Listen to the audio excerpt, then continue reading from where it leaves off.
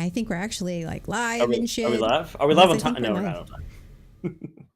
What do you mean we're not on Actually, we are. time? Yeah, we're 5 minutes after. Yeah, I think I'm we're like, good. what the fuck are you talking about? We're on time. We're We're absolutely we're on always time. we're always on time. This podcast starts when we're ready, so we are always on time. Oh my God. Hello, everyone. Welcome to Waking Up. Hey, Asta. Hi, Asta. My hair is doing weird, funky things today. I don't know what it is bothering me. Everything's bothering me today. Mm-hmm. Yeah. y'all will find out soon enough why. Hello, Asta.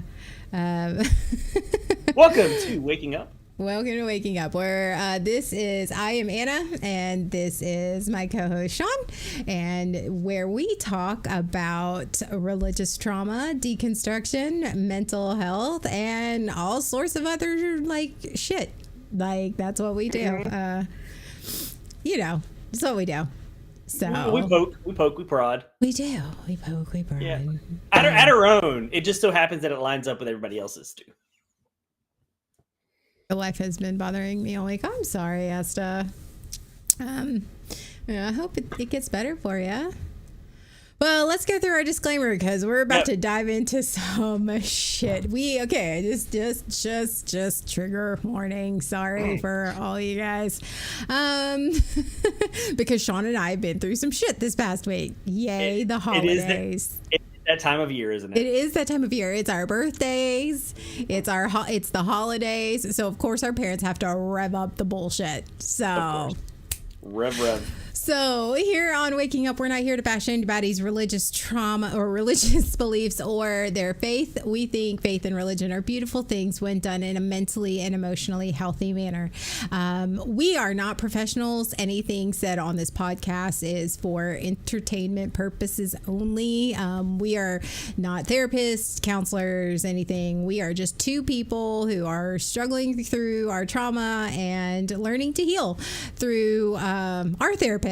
Our real life therapists. And so we just talk about it on the internet as a safe space, trying to just, just figure it have out. An open dialogue, dialogue about shit in our lives. Sean and I both grew up in the Carolinas in the late 90s, early aughts, which happens to be the wonderful time where we grew up Southern Baptist, which a wonderful time of martyrdom and true love waits and purity culture and all things like hyper conservative Christianism, which again I didn't think could get much more conservative or worse, and it did. So proving us wrong.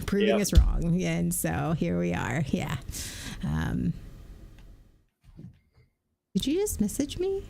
Did I? No, I didn't. Because mic problem. Oh yeah, I messaged that after you messaged me because I was late. You messaged got it. Oh yeah, I did. I was like, what? Yeah, I'm having mic problems right now. Totally have mic problems. But, is that it? No, you ain't skipping out on this topic. All right. And if that's the case, why don't you go introduce our topic, Sean? Oh, today's going to be a fun episode. It is that time of the year, and we have experienced some things this past week because it is that time of the year that we're going to talk about today. And it may relate to something that you've been through, not been through, but we are talking about rewriting the script.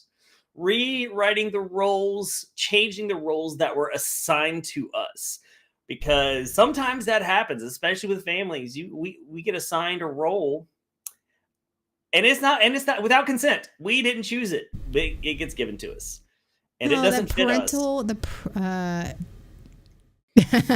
Driving through a rough tunnel. The parental performative, like performing in the roles that our parents put us in. Yes. And try to keep us in, and then try to perform like it's just bullshit. Like and then and refuse to let go of. Yes, that's the thing. It's not just it didn't just happen and then we moved on. No, it happened and then they just wouldn't let go. When your parents treat you like you're still 10. Mm-hmm. When, like, especially for me, like my mom, it was just like, you're still treating me like I'm a 10-year-old when I am 30 something with 2 children. Like, something's got to give. And Well, and mine was treating me like I was a child without having kids or whatnot. Mine still was still treating me with a child. I just didn't realize it. I didn't realize how much that had carried through through my adult years until my therapist pointed out, like, she's treating you like a kid, right? What? Oh God. I'm sorry, come again. More. My friend said to me, made me the group's failure. Well, yeah, it's in a lot of toxic environments. Everybody gets assigned a role, and even even in healthy, let's say not toxic, even in healthy group settings, everybody. So it's sort of like human nature. Like everybody sort of has their role, and so it's a comfort. It's like, this is your role. This is like your, even if it's like the multi-tool friend or the multi-tool coworker or the whatever, it's like the person that, I know I can, there's always whatever, but there's a role for everything. And the problem with families is, especially those that are like when you're a kid raised in trauma and dysfunction and abuse and toxicity, everybody gets assigned a role. It is like therapists, like there are, like you go in, there are roles, and it is consistent. That is why there are universal names in therapy for these roles, and you get assigned those, and there's no getting out of them. Yeah. There's even when you attempt, especially when you're young, even when you attempt to do that, there's pressure from the family or from the unit to push you back into that role. Oh my God. It's so hard. And when we're young, we don't know any better. When we're young, we don't have the tools. We don't have the words and the knowledge to fight that. So all we know is that I tried to do this and I got shamed. I got pushed back into, I got pulled back into that role, and it feels inescapable. And it can dictate a lot of your life if you don't address it. If you don't address it, and then like it takes you a while sometimes depending on your role, because like Sean's the golden child, so I can only assume, because I was the black sheep, so I always wanted out of this role and I worked to try to get out of this role as much as possible until I realized there was no me getting out of this role unless I went no contact. Like, I don't know about the golden child. Did you even realize you had this role of like needing to be perfect and striving, like that you're, as the golden child, the need to be the emotional regulation for your mom? Not really. No, I didn't realize it until I was in therapy, until it was pointed out to me in therapy. That I was the golden child, but I sought validation. That was one of the difficult things. I sought validation in that, like where you're like, I don't want to be in this role. I don't want this. For me, I actually was leaning into it because I was people pleasing and I was perfectionist. And so I wanted the validation that came with living the role, being a part of that role, identifying as that. If I identify as it, if I play into it, if I lean into it, I get validation from that. Oh, you're quiet, or you want to. I get lavish praise because I did what was expected of me. Oh, yeah, that's where I got my validation from. And so, not my reality, not my reality whatsoever. It was always, I was in charge. See, and I was also in charge of my parents' emotional regulation, but it was in a different way. So it was like, I was in charge of, if something went wrong, I had to fix it. If something went wrong, it had to be my fault. If I spoke up or said something, I was the problem. I was the one. So it was I never got validation. So I spent all this time trying to just fix it. And if I wasn't fixing it, if I wasn't in charge of fixing it, I had to avoid it. Like I had to be 2 or 3 steps ahead so that I can, mom came home in a bad mood, or my stepdad came home. Yeah, very hypervigilant, trying to just make sure that nothing would set them off. And it didn't matter. It didn't matter because I would do everything I could. And it didn't matter because they would find the thing something would piss them off. Yeah. It just didn't matter. Yeah, that's the crazy thing about this is no matter how hard we tried, it was never enough. For no matter how hard I tried to seek to get that validation, no matter what I did to mold myself into what was expected of me, it was never enough for me. So it was a constantly trying to adjust. And I did that not with family. I did that with friends. I did that with a lot of people. It was constantly, yeah, right, crazy, isn't it? To where it for me it got so bad at a point, or for actually I say for a period of time, where I would become what someone thought I was. If they were like, oh, you're so this, you're so quiet. It's great. You're not constantly talking. You're always so quiet. And they would, whatever I got praised for, whatever someone pointed out that you are this thing, I would lean into that. I would try to become that so that I could get that reinforcement, even if I knew I wasn't that. So, yeah, I mean, we just assigned those roles. So, just for those of you who, and we mentioned this in the beginning, this is actually a legitimate therapy when discussing family systems. This is really a very the therapy. It's called this family systems theory. And this is a legitimate theory that therapists use to sort of understand, especially when you're growing up in a toxic environment or an unsafe home, or in just in any dynamic of your family. So in this family systems theory, there must be a scapegoat. There must be a golden child. Someone is the fixer. Someone becomes the quiet one, and someone becomes the emotional parent. Okay. So and there's still a couple more in there, but it's very much like and you can be multiple roles. Mm-hmm. You have a main role, but you can always have a secondary role. Like I was the scapegoat and the fixer. Like I had to fix things. I had to fix things because I was always the problem. But like Sean is the golden child, but he also had to fix things because he was the golden child, so he had to fix it. He always had. I had to fix conflict, and not like mediate conflict. No, fix it as in like deal with the. I avoided. I didn't like conflict. I didn't know how to handle conflict. So for me, fixing conflict was changing the tone, or was making the jokes. It was changing the mood. I couldn't handle feeling the feeling that occurs, uncomfortable feelings that arise in conflict. So that was part of my role. Mm-hmm. Oh yeah, they tried that with me, but I'm a special case with my past, and every case is different. And this is not like especially as to what we little know about. Yeah, so this is not universal by any stretch. Just like there is no theory, no thing that is universal. Okay, so this is just something I know for me that my therapist has worked with has worked with the family systems. It's been real eye opening. Especially when you're the black sheep of the family and hooking up or getting married to or in a relationship with the golden child. And see, they're the perfect pair, and they always pair. You learn a lot about the family systems, especially when you're in couples therapy or you're in joint therapy with somebody.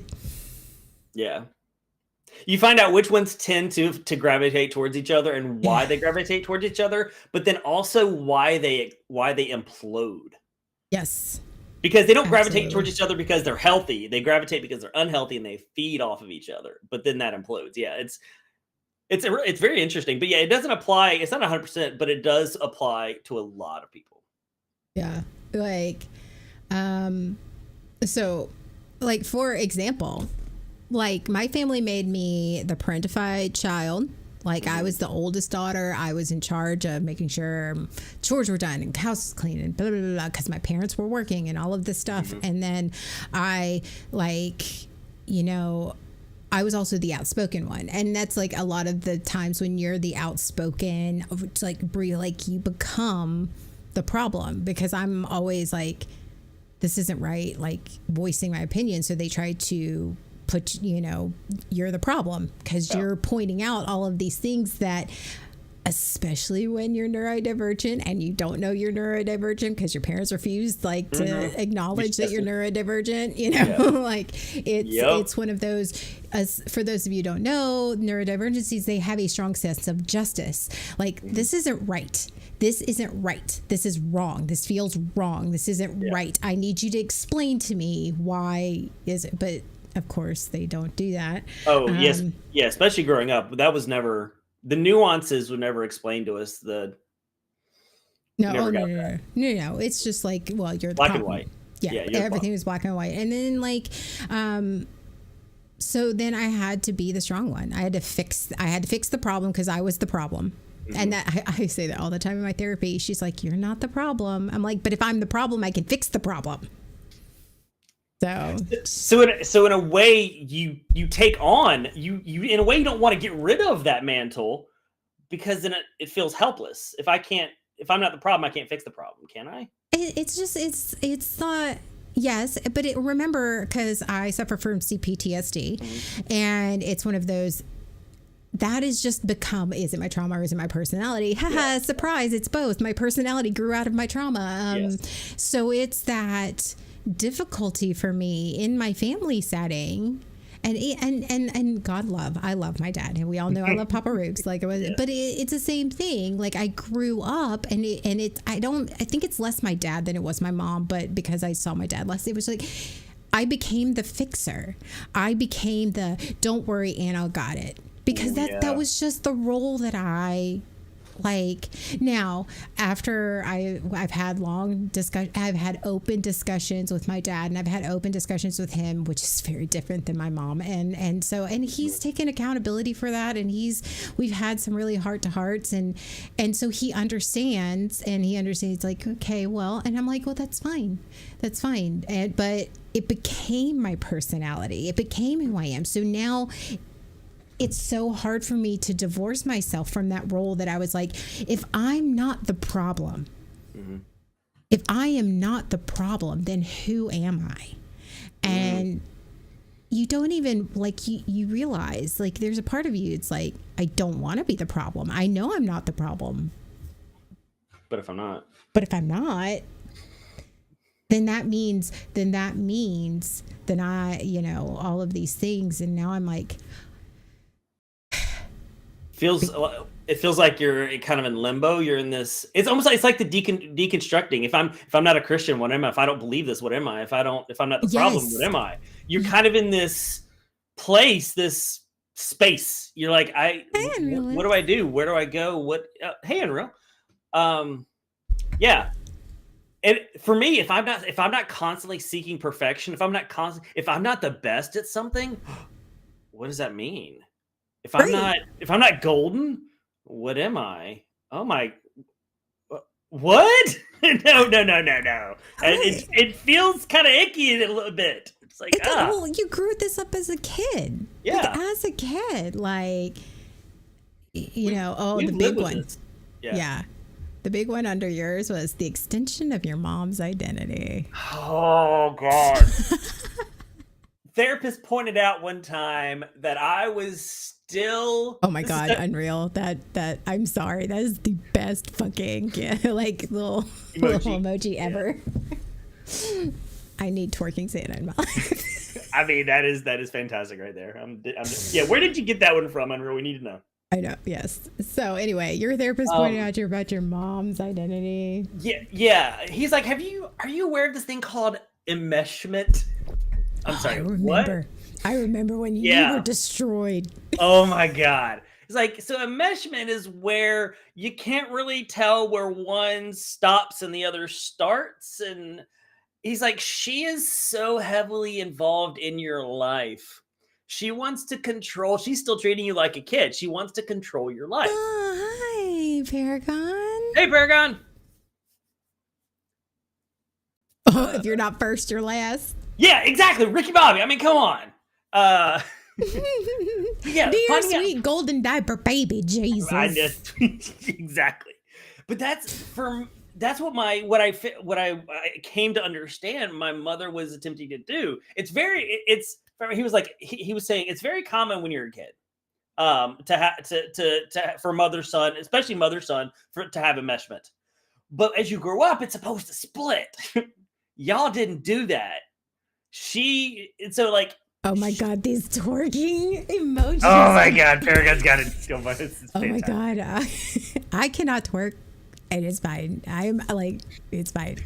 You're but okay I with will not watch being able to? twerking all day long. I mean, like I'm fair. like, yeah, you're a fan. You're just not. I am a fan. No, yes. I'm pretty sure I could if I really, really tried, but I end up looking like no. Probably. A lot of Anyway, so enmeshment, mom. So enmeshment is where the lives are kind of intertwined, and so I didn't realize that like all of this decisions I made, the ways I saw myself, what I did in life was heavily influenced by my mom. And so to just suddenly realize that I'm not making my own choices, she's kind of making them for me, is terrifying. It's just a glass shatter moment that she was so heavily involved. And I can even point to a specific time when I didn't even realize that's what was happening. Like it's funny when you think about a certain situation, you see it one way, and then you go to therapy and you talk about it, and you realize that one thing that you thought of is completely like what is. When I was 18 and I had broke curfew a couple times in one weekend. That's that story. Mm-hmm. And when my dad came out and like, your mother's so upset she can't even look at you. Yeah, like I told that story as a moment where I never wanted to disappoint my mother again. And then I told that story to my therapist, one of my former past therapists, and they were like his jaw dropped open. I'm like, yeah, it's pretty crazy, right? And he went, not the way you think. He's like, let me tell you what's really going on here. And what did he say? Like, he was like, that's emotional manipulation. I get that they were upset with you, but that is not the way a parent is supposed to handle it. Emotionally manipulating your mother can't even look at you right now. He's like, did your mother ever come out and talk to you? And like, did you ever have like a conversation where you just discuss? No. What happened? I went to my room and I was told to think about what I did. He's like, yeah, all that is terrible parenting. None of that should have happened. That is what helped like lock in the enmeshment. Because you focused, your goal was never to disappoint your mom again, which meant which meant she was always tied into my life. She was always heavily influencing my life and the choices I made. Yeah. Whew, nasty stuff. Gotta love moms. Yeah. That's what made when I finally set a boundary with her a couple years ago around the holidays, that's what made that such a huge moment. Because that was like ripping that apart, starting to break that enmeshment. So, yeah, she did not take that well. Oh, what? We set boundaries with our parents. Oh my God. Okay. Setting boundaries with your parents after, especially the way we grew up. Okay, so we grew up in the church. We both grew up in religious households. Very honor thy mother and father. Never the other way around. Never respect your kids. Never any of that. But that's fine. Can I give you a little fun fact about the way that when you talk about them honoring mother and father? Oh fucking shit! No, sure. Yeah. When it came to discipline, my dad subscribed to the belief that raising your children was like breaking a horse.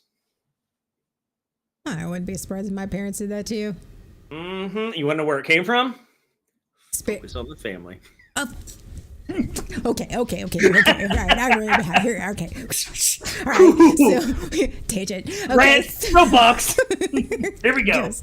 Okay. So, I have spoken about this channel before. It's called Fundy Fridays. And they do like, they talk there, they are the Fundy Snark, but they do commentary on real life sort of research commentary on, conservative Christian and conservative politics. Like they sort of break it down and they do love them. And they do it with humor and it's It's great. I love them. I've been following them for years. So, okay. So they did. Did they do Focus on the Family episode? They did. They did a video on Focus on the go Family, and one of the things he says is like Pat Robertson. Yes. Oh, yes. God. So he was like the founder of Focus on the Family, and like every Christian kid knew them. So he's like, one of the segment, he was in an interview, he says, yeah, there's a whole generation of kids that I, would like to see me in a back alley somewhere, because I'm like, why are you proud of that shit? You literally told these conservative parents that you needed to not spare the rod, that you had to like focus on the family, and it's like breaking a kid, and they had to obey, and like you literally traumatized an entire motherfucking an entire generation of people. And then the parents are all shocked and surprised and wonder, I don't understand why my kids hate me. Yep. Maybe because you listened to some guy that you've never met in your entire life over tape and radio instead of actually listening to your child. But God forbid that your kids have feelings, because no, your kids aren't supposed to have feelings. They're supposed to obey. They're supposed to be silent and obey unquestionably. Yes. And how toxic is that shit? Very. And here's the hard truth, that these fucking parents, mine and yours both, because they have absolutely demonstrated that this week, they still don't listen. No. And they even say they want to listen. That's what's funny. They're like, I want to listen, and then they don't listen. No, they say they want to listen because it's all motherfucking performative, because they know how to perform like a good parent, but not actually be one. Because when we grew up, parenting was performative. Parenting was obedient. See, the as you said, family wasn't about parenting wasn't about loving your kid and getting them. Yes, we have feelings about this thing, by the way, in case you didn't notice. We're a little out of soapbox, and you know what? I don't give a fuck. I don't care if this episode takes like 3 hours. Yeah. It wasn't about creating good humans. It wasn't about raising good people, good humans, so they can make good decisions. It was about obedience, plain and simple obedience. And if you were an obedient kid, you were a good kid.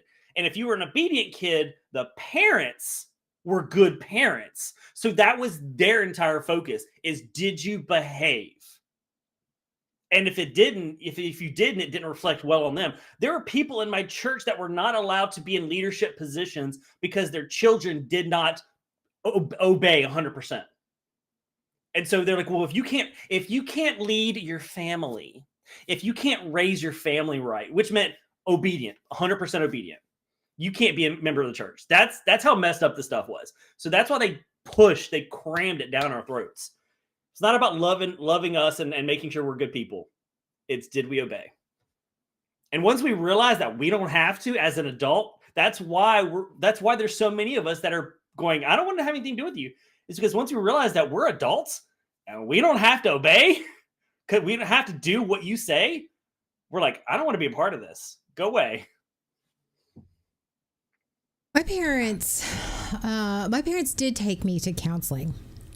They did take me to counseling, but that was only because I had gotten out of control. Mm-hmm. But it was they took me to counseling to fix my problems, not the fact that they contributed to the issues that I was having. Yes. I was having emotional breakdowns for. Well, yeah, you that didn't happen in a vacuum. There was a reason. There was a causality. And they're like, no, we're not going to worry about that. We're just going to focus on that. Right. Yeah. But this was also in the early 90s when mental health was like, that was questionable at best. Like, I mean, you know, in the 60s and 70s and even into the 80s, it was again, but like it was getting better, but I was still in the early 90s still. But yeah. Going to see a counselor meant talking to your pastor. That's what it was for us. So there was no going to seek professional therapy, psychotherapy help. It was just talk to your pastor. Oh yeah. And ask it. Yes, that's exactly what we're talking about. The Gen X, early millennial, that is our generation. Yeah. So that is exactly how we were raised. We were latchkey kids. We were raised to be obedient and nothing above all else. Yeah. And it was societally accepted. Mm-hmm. Your kids were your accessories. They're what you did. Yep. You didn't get married for love. You got married to a good person, a wife that was, it was going to Susie Homemaker, or one that was like, that could help you elevate your status. You married a man who had a good job and could take care of you. You were expected to have the kids, not because you wanted kids or even that, like, but you had the kids and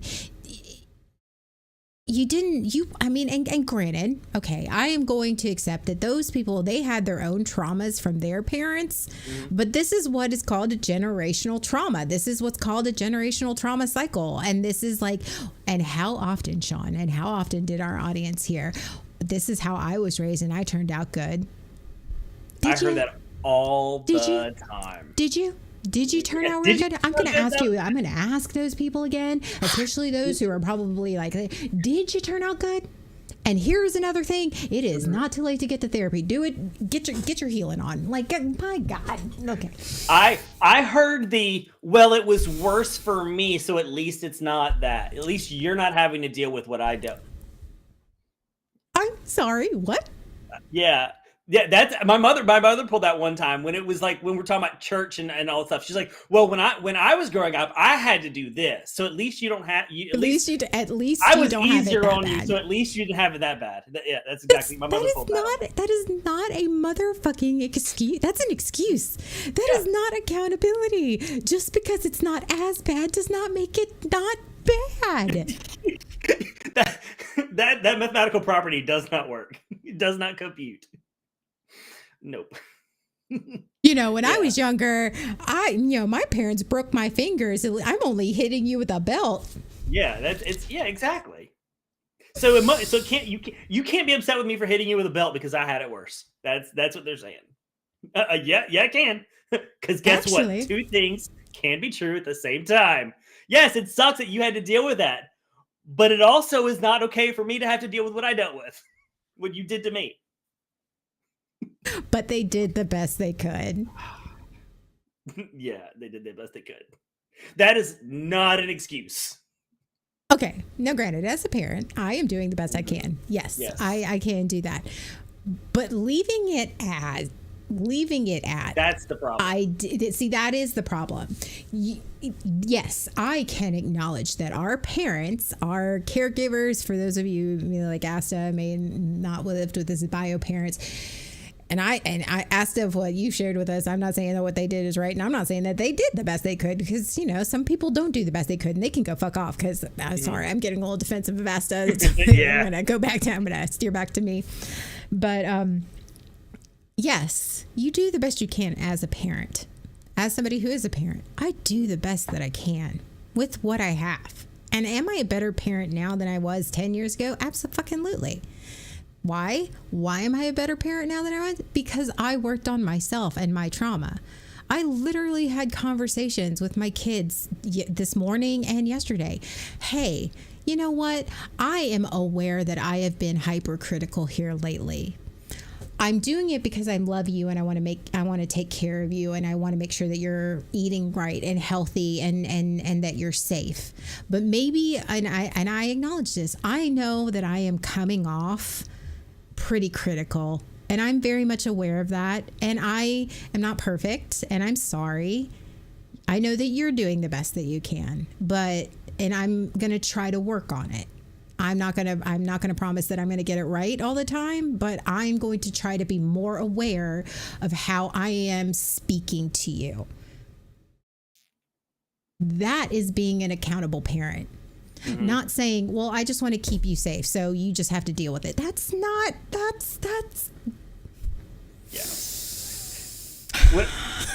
When I got that, it was, we did the best we could, and that was it. I know. And but you're trying to use that to diminish you're trying to say that I shouldn't feel what I felt because you did the best you could. Oh, my mom did that. My mom did that not just yeah, a couple days ago. Yeah, exactly. Mm-hmm. I did the best I could. Yeah. You did the best you could, and you still traumatized me. Both can't exist. That's like the biggest. If I had one lesson for people to learn, it would be two things can exist at the same time.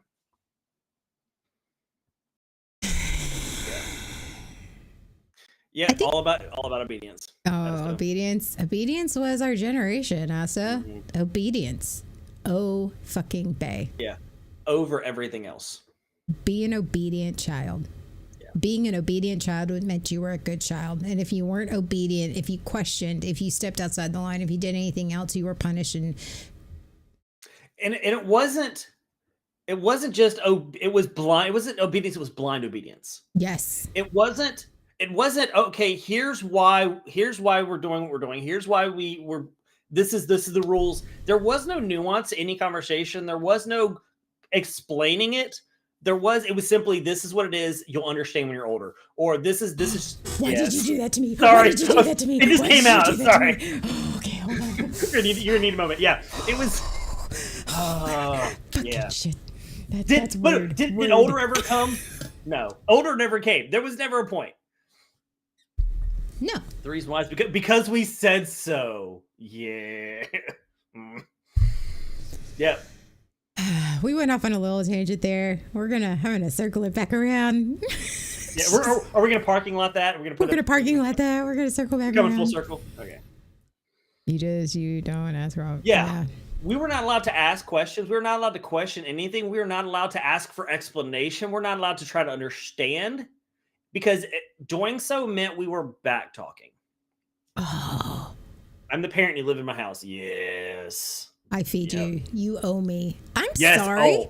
Oh. I'm I'm sorry. I owe you because you gave birth to me, and I owe you for the basics of keeping me alive. Yeah, exactly. I brought you into this world. I know. I brought you into this world. That's on you. Oh no, my favorite is I brought you into this world. I can take you out. Yeah. Oh God. Yes, that was a staple. I'm sorry. Okay, like that's that. I brought you into this world so I can take you out. That's ultimate control, like manipulation. I'm sorry. Yeah. I would never say that to my children. I am often, even with my kids nowadays, they worry about like, like, oh, especially with Christmas coming up and one of my hatchling's birthdays coming up, and they're old enough now that they're very aware. And so it's like they get very worried about like money and presents and asking for things, especially extra things. But I'm like, baby, don't worry about that. That's my job. It's my job to take care of you. It's my job to make sure that you have, like, but when they get a little, like, asking for things too much, I'm like, hey, you have a choice. You can have the thing or you can have electricity. That is your choice. Like, I mean, and they're like, the electricity runs your iPads. That's exactly right. Yeah. Yeah, it's a control thing. Yeah, and they will, and it's one that they'll never give up. They don't. My mother used to just a couple years ago when I started setting boundaries about the holidays. She'll bring, well, I brought you into this world. I gave birth to you. I had this so many. Yeah, they will always use it. Doesn't matter how old you get. And it's like every time my mom helped me with something. Well, I did this for you. I did that for you. You didn't have to. You could have easily said no. Yeah, emotional guilt trips emotional manipulation with but setting the boundary. First time you set boundaries with your parents. Dang, that was like I was going to war. That was bad. I mean, there was just like this. There was this deer in the headlights, and it was like, what is happening here? And I'm like, I can do this. I can do this. I remember the first time I set a hard boundary with my mom. I was well into my 30s. We're not going to. This was the beginning of the end. This is the beginning of where we started getting when I started setting boundaries.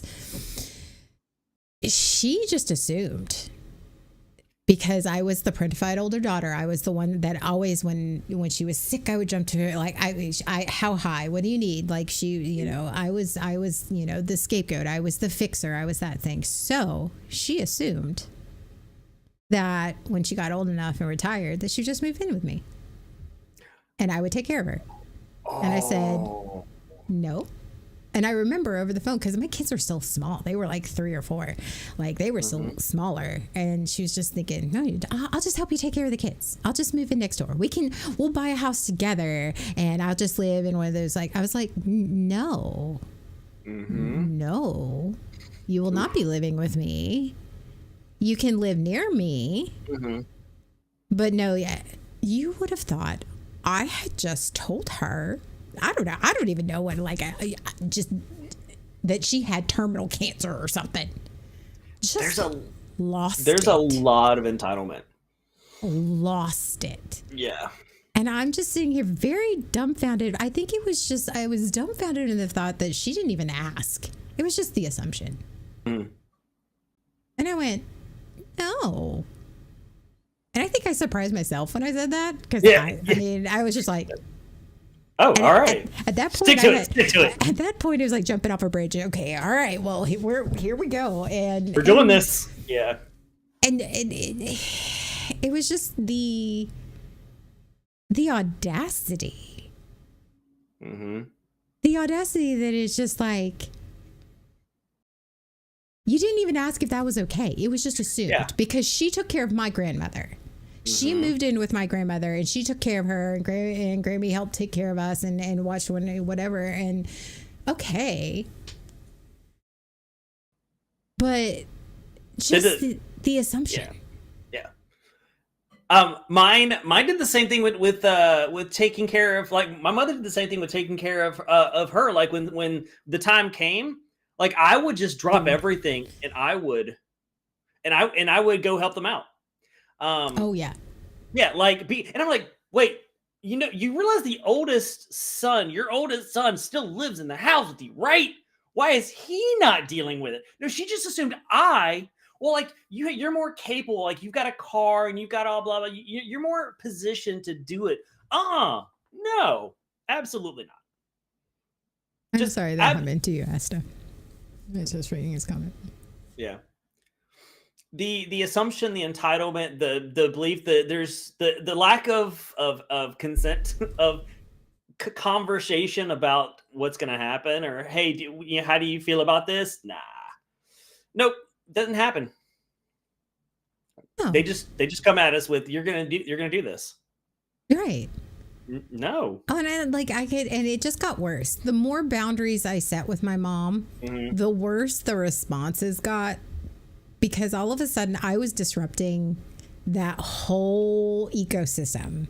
Yeah. Whereas I was the parentified oldest daughter. I was expected. It was expected of me. I was going to take care of my mom. I was going to bend over backwards. I was going to do these things. I was going to do, and it just became. And then I started. Now that I'm in therapy, there was a lot of patterns afterwards. When I'd set a boundary, it just became this pattern of behavior. It was the pity me. How could you do this? You're selfish. I did this for you and you're not doing. And then it became the anger. If I still held my line, it was the lashing out. It's the anger. You're selfish. How could you? You don't care about anybody but yourself. And that was the phase that usually got me most of the time up to that point, because I didn't want anybody mad at me and I just don't want people to think I'm selfish. It's like the character assassination. Yes. Yeah. Yes. Yeah. That one worked on me when I tried to set boundaries, like with my ex and stuff. That was a big weapon that I often folded to. Yeah, it's a tough one. That is a very difficult one to stand up against. Oh, and then okay. Oh, so it's one of those when you have CPTSD and you have the trauma. Then all of a sudden, especially when those people, your nervous system kicks in. And just like we were talking about, like, we would always cave in when they got mad. The crying and stuff, I think we could handle. Like, that was just like, they're just being whatever as we got older. But it's the anger, because then all of a sudden our nervous system kicks in. And then all of a sudden we're a child again. Yes. Our parents are mad at us. My mom's mad at me again, and that was never safe after that. Yes, you felt really small, like they were big, and like they're like that whole, for me, like it immediately goes to my head, that whole dynamic of they're looking down on me, and I'm like my little self again, and they're just raining down. I feel so small. And when you're small, when you start feeling small, you start losing your autonomy. You start feeling like you're the kid, that you don't have choices, that you're not an adult, and all of that compounds. And like you feel like, well, I have to. And then in my head, I start rationalizing. Well, I mean, I guess I could do that. And it's not a big deal. And that's a big one for me. It's like, well, it's not a big deal. I mean, it's a big deal to them, but it's not a big deal to me. Like I end up talking myself into.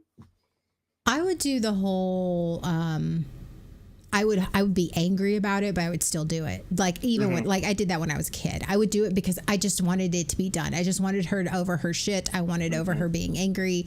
But it also, like you said, it made it like I was reliving because it wasn't safe. Like if I didn't give my parents what they wanted, then it was unsafe for me and something bad was going to happen to me. They were like, they were going to tell the whole world that I was selfish and I'm a mean and I'm hateful. And that's not what and it was just like, I felt like I did when I was a kid, that if I held this boundary, if I kept this boundary, if I remained this kid, or I remained my adult, then something bad was going to happen. And I don't mean bad like, oh, they're just going to be bad, like bad. Like my life was like, I literally felt like my life was going to fall apart and implode and that I was going to be left destitute. But you know what happens? Nothing. None of it. Nothing. Yeah. You hold that boundary and it's hard. Don't get me wrong. It's fucking hell on earth when you're holding that boundary, but nothing happens because you're the grown-up and they don't have any power. That's what my therapist had to tell me that a lot. When I was going over the stuff, they were like, "You're an adult. What can your parents do to you? If they get mad, what can they do? Seriously, what power do they have over you?" Our parents we spend so much time giving up power to our parents as kids when we're young and never getting it back because we don't know how, because that's part of what it was like growing up is. And so it's like, you should, of course they don't have any power over me. It's not that simple. It's like, oh my God, you're right. They don't have anything over me. They can't do anything to me. They can be mad. Oh my mother threatened to sue me one time. Yeah. Sure. Oh, there's a lot of sound and fury. Oh, yeah. There was a lot of like, oh, you're selfish because you're not dropping everything for every medical emergency when you were having a medical emergency every five days. Like, I'm sorry. I don't know. Just let me know. Like, I'm sorry. When is it a medical emergency when it's every 5 days? I'm like, okay. When everything's an emergency. And when everything is emergency. And then like she like, oh, I'm going to sue you because you stole so much money from me. I was like, what money? I'm broke as a motherfucking joke. Where did this money come from? Where did it go? Yeah. Where did it go? I could show you bank statements from when I was back into when I was 16. If I because she was threatening like this large sum of money. I'm like, when? Where? Yeah. Yep. Would I be in this much debt if I had taken this money from you? Mm-hmm. Right. Again, manipulation tactics to try to scare you. Yep. As an adult, they know that they can't punish you, but they can try and use the system. And it's just to try to break the boundary. But that's all it is. It's sound and fury. There's at least in our cases, it's just that's all they can do. And it's not. And here, Sean. Yeah. Is it once ever their fault? No, it never is. No, it never is. It's always, well, the only time, there's one time where it's their fault. It is only their fault because everything is their fault. Oh, fucking shit. Oh, God. Why? Yeah. Okay, again, you got to warn a person first. You got to wave a red flag or something. I'm sorry. Red flag. Okay. Yes. Trigger warning. Yeah. That, and when I set a boundary with my parents about the holidays and about what life was like growing up, that was as my mother was leaving, that was what she said. I'm sorry, I was such a horrible parent. Really? Gotcha. Okay. Sure. That's what they're gonna go with. That's the only time they ever accept responsibility. Accept a lot. There's a lot of heavy lifting being done by those quotation figures. It's Yeah. their fault because their parents never loved them, or their fault for, oh yeah. But here's the, oh, okay. So my mom, Mhm. whenever I would have big feelings, because shock and surprised, I would have What? big feelings. I know. The phrase often said around my house was, and the Oscar goes to. How fucking invalidating is that for a kid? Oh, that is so invalid. Oh my god. It was like, Hmm. and the Oscar. There was no, why are you feeling this way? Or let me. Yeah. It was. Let me give you something to cry about. Or the dramatic Oscar goes. You're just being dramatic. You know what? I'm not talking to my mom ever again. But if I Yeah. ever did, and she pulled that whole, I'm sorry, I was such a terrible mother, and the Oscar goes to. You want to pull it back out? Yeah, there you go. That's yes. If you were ever to do that, yeah. And the role of playing the best victimized mother goes to. Yeah, exactly. We need to have some superlatives for our parents. Jay's now mad at you because he needed a trigger warning. That's what we do. That's what happens on this show. This show is a trigger warning. Yeah, this is what you do. Yeah, we warned If you. you're- We warned you in the very beginning. We warned you. did say at the beginning, yeah. We warned you this Oh one. We are feeling our feelings right now, and we're trauma dumping on the internet. That is pretty much what Sean and I are doing right now, because our parents have fucked us this week, and not in like any reason. Yes. And I didn't get that one because for me, emotions weren't a thing. I didn't express the emotions. I intellectualized the emotions. I talked them away. I convinced myself why I shouldn't feel these emotions. So that was not something that I ever did. That ever got thrown at me. But man, just hearing you say that was like, oh, holy crap! Often. That was an often That is phrase. insane. I don't like. I just feel like I feel gross and disgusting just saying it. Yeah. Like just saying it. Like I don't. Ooh. Yeah. Like I can't even. I can't even imagine saying you're being dramatic or the Oscar or something mocking to my kids' feelings like that. Yes. When my kids are feeling something, especially it's not, oh, you're being dramatic or the Oscar goes. It's literally like, oh, why are you crying? Okay, Yeah. where is this coming from? What is Yep. what is the source of this? Like it's really what is the problem so that I can help you navigate how you're feeling. It not once I don't think I've ever once told my kid, unless they are actually like, because they're both theater kids and they both like, they're actually being dramatic in a funny way. I'm like, Yeah. you're just being like, but it's never when they're actually emoting something. In those cases, both of you understand the context of Yes. that situation. Yes. Yeah, you never And then done they that ham as it up more because that's what because that's what your kids do. my kids have a turkey hat. Like, That was so good. but okay. Um, Go ahead. I was gonna say the whenever I did have emotions, the response that I got was I needed to go to my room so that I could figure myself Figure out, yourself out. and I could come back out when I was better, when I'd figured it out, when I was okay. Like I wonder if that was a focus on the family thing because my parents said those. pretty sure. My parents said those exact words too. Go to your room until you figure yourself out. Yep. Until you can come out here and act normal or act okay or right or being among other people. Like so that's where I learned emotions are not safe. It is not okay for me to express my emotions. Oh no. Yeah. That didn't affect me later in life. No, not at all. Yeah. So why do parents freak out? Go to your room until you can control yourself. Yep. Yeah. Yep. Exactly. Except they don't give us any tools or advice on how to control ourselves. We just had to figure it out.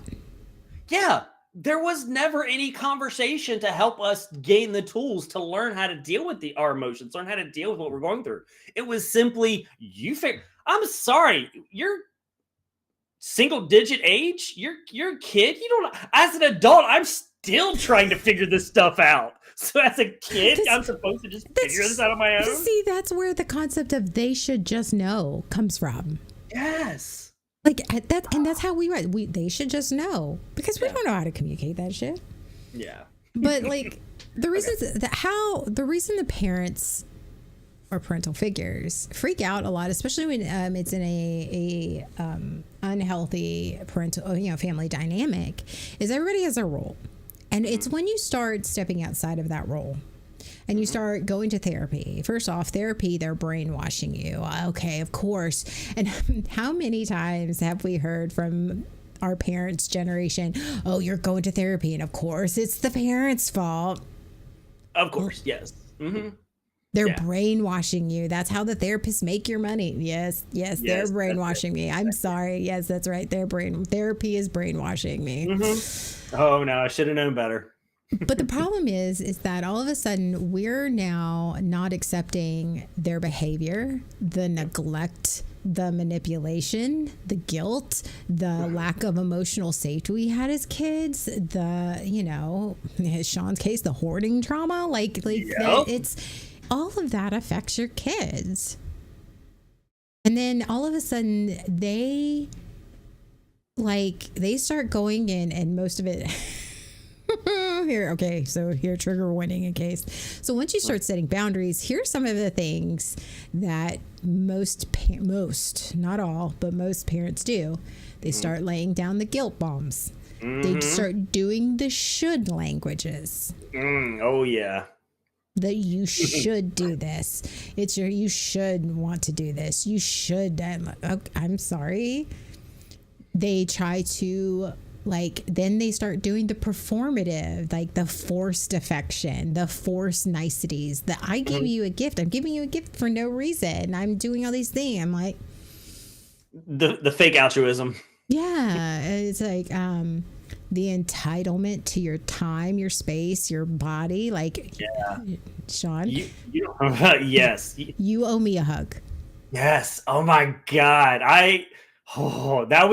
That's a big one. And some people don't get that because it's for me, it was a big deal. It was, you owe me, you should want to give me. Yeah, that's a no. Okay. The should language still creeps up. Yep. Absolutely. It crept up yesterday. Well, yes. Oh. And it creeps up in my head because then it's one of those, especially in my therapy, my therapist calls me out on that all the time. You know what I heard in that sentence? Should. Yeah. And I'm like, yeah. But I'm sorry I was a bad mother. I'm sorry I was a bad parent. I'm sorry you didn't have the life you wanted. Yes. These huge sweeping statements that is supposed to just make it better. The non-apology apologies. I'm sorry I didn't get the childhood that I wanted. What does that even mean? Yeah. No, I didn't get the childhood I needed. Yeah. That's very different. That is a very different thing, lady. Yeah. I'm sorry I'm such a bad mom. It attempts to completely shift the perspective and the focus of it. It's supposed to elicit. It's supposed to try to get me to then feel bad for her and put the focus on her. Like, you're not. You weren't a horrible mom.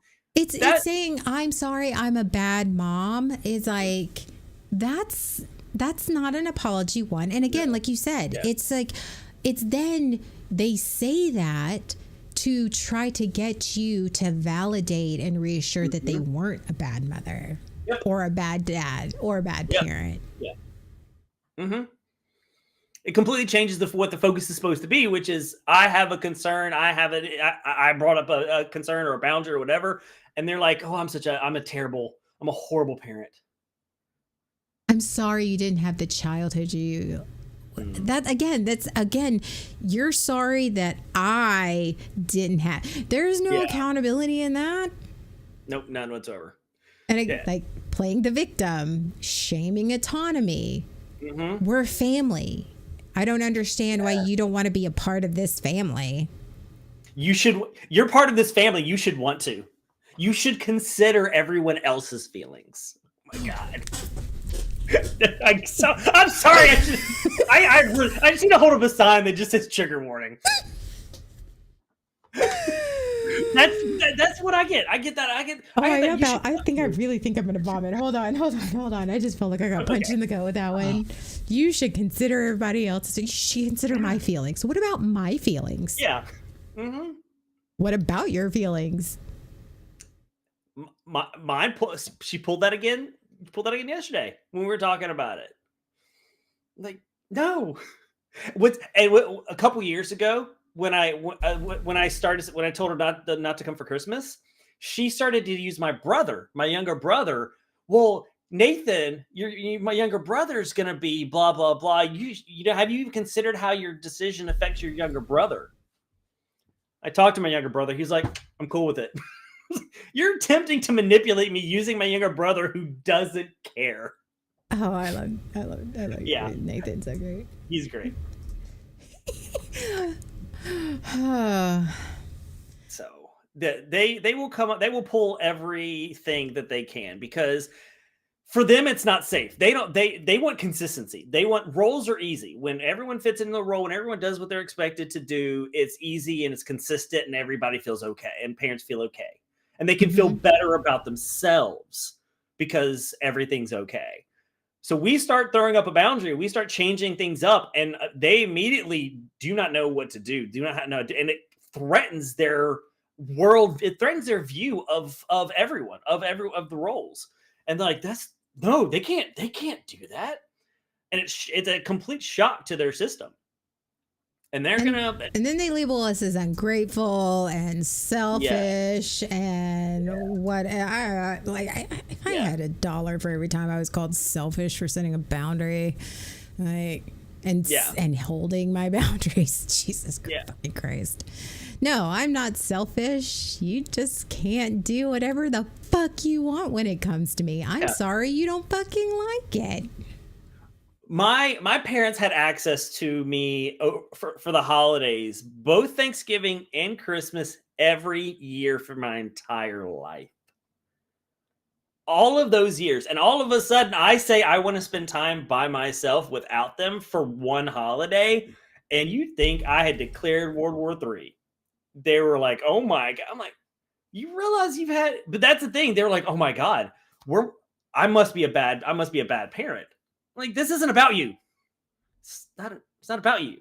I want to spend time. And at one point she asked the question, like, do you not want us, Mom, do you really want me to answer the question? Do you really want me to tell you what I feel?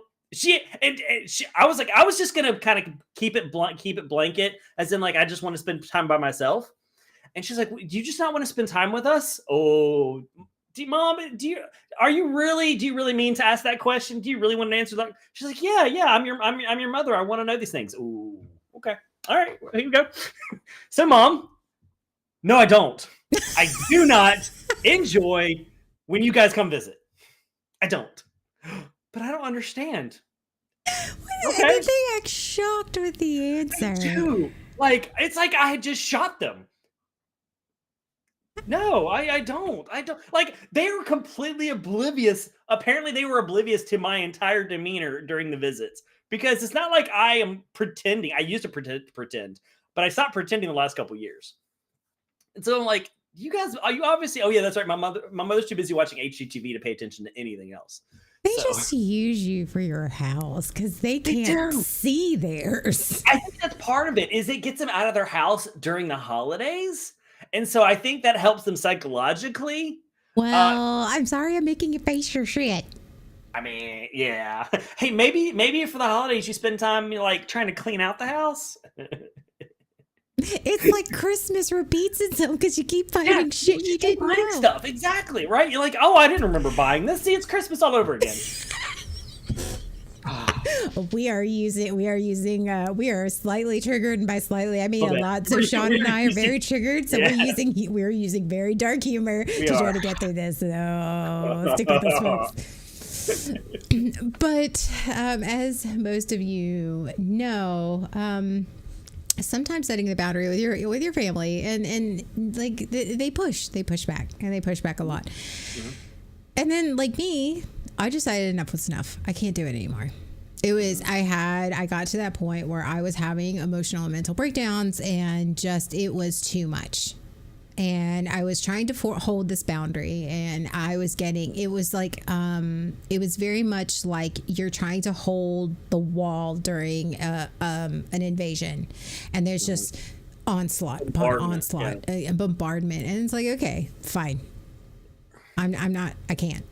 And it's not, and when I first went no contact, first off, she didn't respect it at all. She literally showed up at my dad's house that one holiday. Like, she just showed up. She hates my dad.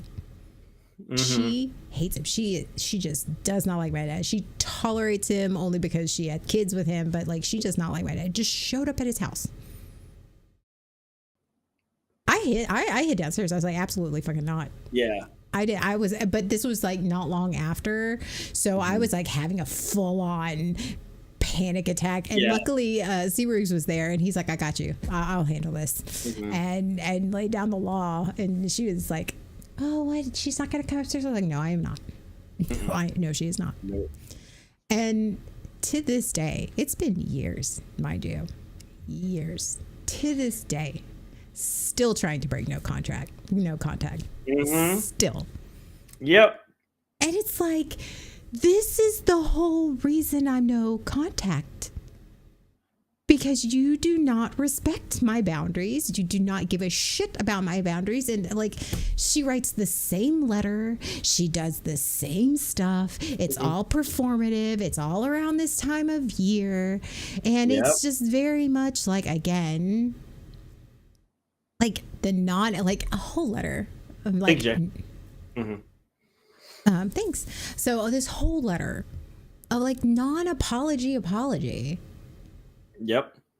And it's just like, I read it to my therapist, and my therapist just sat there and went, the first word out of her mouth was, wow. Right? Yeah, it's always great. It's always a good time when that's what your therapist responds. Ooh. Oh, nugget. She's like, so how are you doing? Yes, exactly. Every single time. Like, yeah, it was just like, I actually had gotten to the point where like, I was like, I read the letter and went, same shit, different year. Yeah. Typical. That's a big improvement for you. That's a lot. That shows a lot of progress, because I remember what things were like in the previous years whenever those things happen. How you respond now shows a lot of your growth in handling that. And a lot of your emotional maturity. You have a very different reaction now than you used to. Well, thank you. A compliment. Mm-hmm. But it took many, many, many years, and it was very, very hard. And I remember therapists to go, because like all my therapists have gone to do bigger, better things, and I've had to like keep switching. I mean, I'm glad I have good therapists that they go on and do bigger, better things, but like, you know, you feel like you're a stepping stone to them doing bigger and better things. You're like, stop it, guys. But I remember her asking, like, because I was getting very frustrated of having those, like, my nervous system having those crashes every time she tried to slip back in there. And she's like, well, what? I was like, I don't want to have an emotional reaction. Mm-hmm. I just don't want to have one. I don't want to freak out. I want to just be like, okay, there she is, there she goes. And just be like, I called it like, I wanted to be like the garbage man. Yeah. And not that she's like trash. I'm not saying that, because but it's just like if I'm getting in my car to go to work and the garbage man is coming, I go, oh, look, it's the garbage man, and they do their job and they move on, and I move about my life, and I don't think about them again. I don't dwell on them. I don't let them ruin my day. I don't let that, like, that's what I want. I want to be able to do that. I'm slowly getting there. Obviously, we're having this episode, so obviously it's not 100% yet. So, but you know, we're progress. It's progress. It is progress. Yeah. It's gotten to the point where I also started parenting myself, and I stopped sitting in the thought, and Asta said that I would prefer genuine apologies for their mistakes, but I know that they never will because they feel entitled and don't see their mistakes. Mm-hmm. Exactly. And it took me a very long time, and it took me a very long time doing inner child work and really working with my inner child and myself to understand that they're never going to see that. And even if they do, Mm-hmm. it doesn't matter. I found healing and closure within myself, and I stopped, that inner child stopped needing them. Yep. I stopped needing, because for the longest time as a kid, and Sean, I bet you felt the same way. You still felt as a kid you needed them to see you. Mm-hmm. You craved for them to apologize. You craved, especially in the bad moments, for them to just see how much that they were hurting you, and to see you and to care for you, and to stop and go, fuck, I take accountability. And you were needing that as a kid. Yeah. Yep. Which is why we don't hold our boundaries as adults, because we're still trying to hold that door open, hoping there's that hope. Yep. That hope. That's why a lot of us don't go no contact, because we're still we justify to ourselves. They're good people. I love my parents. I love my mom. I love these things. Like, maybe one day. Yeah, maybe the next time will be different. Maybe they'll finally do it. Maybe something will happen. Yeah, there's a lot of hope. And so we hurt ourselves in the process of this constant hope when there's no evidence that it'll ever it'll ever happen. And I went no contact. I said, nope, I'm done. And you know what? I decided I had to do it it was me or her, and it was my kids or her. Mm-hmm. Because I needed to be a good mom and a good person for them. Yeah. And you know what? I made that choice. It was my mom or my kids. And you know what? My kids win every time. Yep. And I'm healing myself before I try to heal my kids. Yeah. And you know what? I'm a better parent for it. It sucks. It's hard. Oh yeah, it's hard. Yeah, it's not setting the boundary and maintaining the boundary is is kind of like that last nail, that last step in order to heal. Because as long as that boundary isn't placed, as long as that's not being held to, it's so hard to heal while also dealing with that constantly. So Sorry, go ahead. Keep talking. So the boundary, as hard as it is to set and as hard as it is to maintain, it needs to be there for you to move on. Oh yeah, not blocking any of your exes or staying friends with your ex or whatever. Yeah. Oh, that delusion. We'll go into that delusion, maybe another episode. Yeah. That's a whole nother delusion. Staying friends with your ex. You're welcome, Sean. That's kind of funny. But I did find closure over the many years. And the reason I've gotten here and I've been able to get to having that reaction with my mother is that I didn't find closure with her or from her. The closure came because I worked on my own work. It was on my own therapy. The closure came when I was rewriting my nervous system. My closure came with my therapy work, with my inner child work, with reparenting myself. I faced a lot of hard truths that honestly, it's like, oh, your mom wasn't that bad.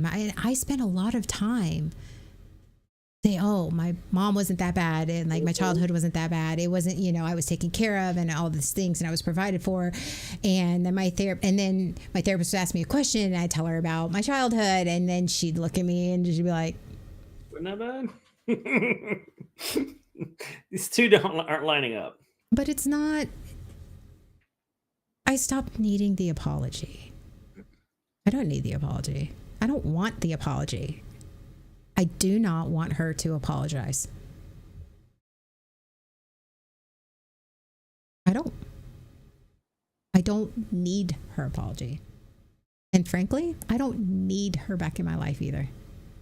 I am okay without her in it. Is there a part of me that is sad that I don't have a relationship with my mom? Absolutely. My inner child will always have that. Mm-hmm. So I wish I had a relationship with my mom like some of these parents have with their moms, or some of these, women have with their moms. Yeah, absolutely. Just like any kid would. Any kid doesn't. The reality is no kid wants to be angry at their parent, period. Their kid wants their parent to love them and to be in their life. But it comes to a point after a death by, somebody said, death by 1,000 paper cuts, where you're done bleeding out. And it's okay. And I want to make it very clear, and I have said this before, and I will say it 1,000 times. I do not hate my mom. I don't hate her. I understand as a parent, as a mother, that she was doing the best she could.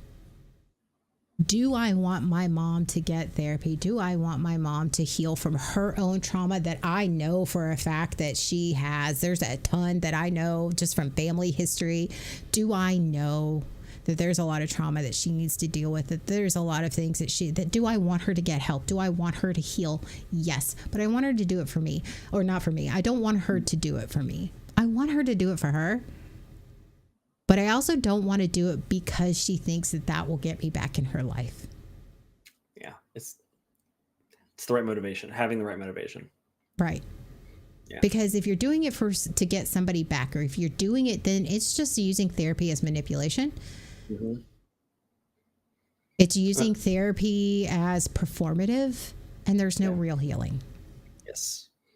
Because it will only go so far as to the point where she feels that it is enough. Is this enough therapy that I can, because she's not doing it for herself. No. So, yeah. But just because I love her and I want her to get better and I want her to heal, and I don't wish ill upon her. And yeah, I have forgiven her. But forgiveness does not mean access. Yes. Ooh, that's a big one. Forgiveness of someone does not mean that you have to give them access to your life. Loving someone does not mean that they have to be around. Hoping that they have a good life and hoping that they are good and that they are happy and that they are healthy does not mean that you have to be in my orbit. Yep. And if you feel that if that is like they should want me in their life now that I'm better, or should want me in their life for whatever reason they should, then you need to examine yourself. Mm-hmm. Because a healthy person goes, you know what? I love them. I respect them. And, if they don't want me in their life, then that's their choice. Then that's their choice. Yep. That's respect. Mm-hmm. And that's love. Yeah. That applies whether it's family or friends. Because same can apply. Hey, Nerdy Will. And Raiders. Yeah. You have a couple of Raiders from Nerdy Will. This is not a Lego stream for those that come over with Nerdy Will. This is our mental health. This is our mental health podcast. Sorry. So, I will be streaming Legos later, but that's not now. Right now we talk about mental health. But I just wanted to make that really clear that going no contact is not cruelty. Mm-hmm. Also, you should not go no contact. Is that how? Yeah. Thank you, Nerdy Will. But going no contact is not cruelty. Now, if you're using it as a manipulation tool, then you need to examine yourself. Like, if I go no contact, and maybe they'll figure their shit out. No, that's just as toxic, and we need a timeout on that one. Yeah. When you say, I can't, this goes for family members, this goes for friends, this goes for, whatever. Oh, we're gonna have to reward this for. This is probably not the right podcast for that. Oh no, this is not the right podcast for that. Yeah, we need to take a look at the channel rewards. Yeah, that is when I use sexy hotline operator voice to explain something, and that's great for 3 bards and a dragon. Yeah. My sexy hotline operator voice is good. It is a talent I didn't know I had, but But changes the vibe up a little bit though. Yeah. But yeah, it's not cruelty. I thought it was for a long time because they'll make you feel like it's cruelty. They'll make you feel like it's cruel and selfish, and especially when it's with a family member. And other people will do the same. Oh, I got more, but she's your mother. Yes. Yep. Okay. There's a and lot. I'm her daughter. Yeah. Why is it okay? Right. And no one ever questions. Everybody's like, well, why did you go no contact? No one ever says, what did she do to make you go no contact? That. No exactly. one. Yeah. Again, making the child responsible for the parents' feelings.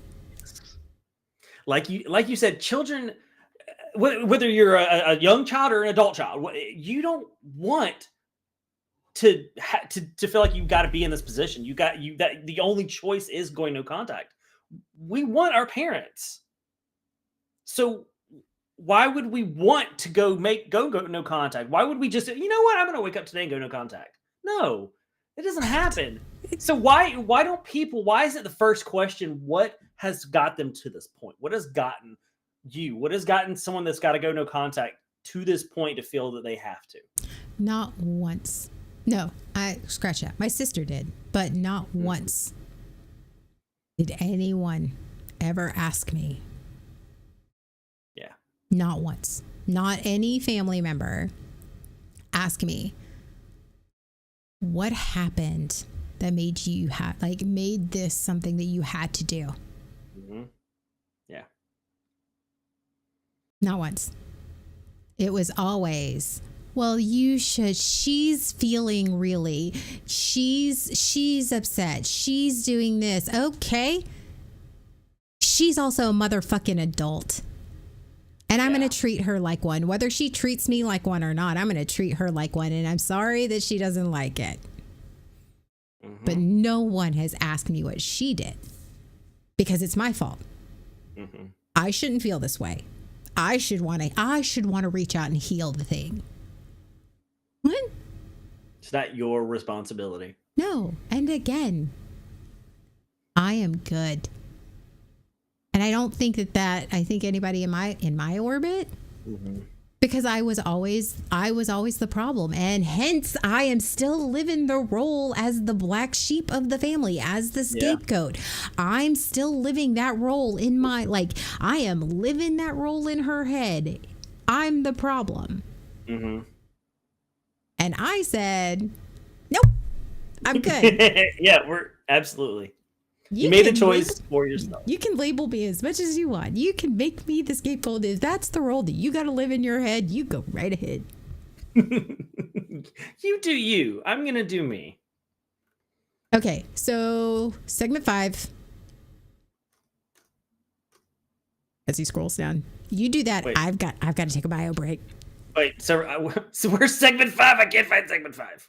Oh my God, it's like big letters, dude. Is it big letters? Like I'm like near the end. Where? Oh, that's 4. Okay, I'm way off. Okay. Oh, Jesus fucking Christ. All right, go ahead. Okay. Why the discomfort is proof that you're doing it right. Oh my God. Especially our parents, they have lived so many years with people in the same position, with people in the same roles. Roles are comfortable for people, and comfort is safety. And so our parents have seen us. My parents have seen me as the good Christian kid, and I tried my hardest to live up to that role that they put me in as the good Christian kid.